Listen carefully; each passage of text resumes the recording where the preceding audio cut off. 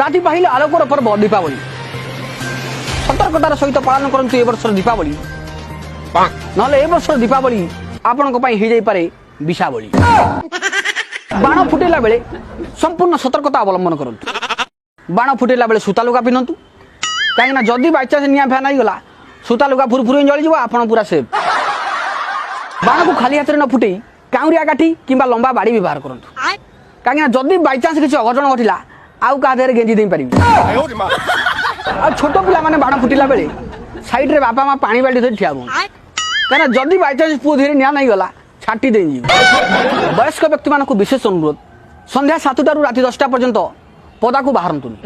ଯଦି ପରିସ୍ରା ବି ଲାଗିଲା ଘରେ ବାଲ୍ଟି ଥୋଇ ମୁତନ୍ତୁ, ସକାଳୁ ପଛେ ବାହାରେ ଫୋପାଡ଼ି ଦେବେ, କାହିଁକିନା ଆଜିକାଲି ଯେଉଁ ବେମୁରୁଗା ଛୁଆ ବାଣରେ ନିଆଁ ନଗେଇ ଉପରକୁ ଫୋପାଡ଼ିବେ, ଆଉ ବୁଢ଼ା ବୟସରେ ଫାଟି ଫୁଟି ଯିବ, ଭଲ ଲାଗିବ।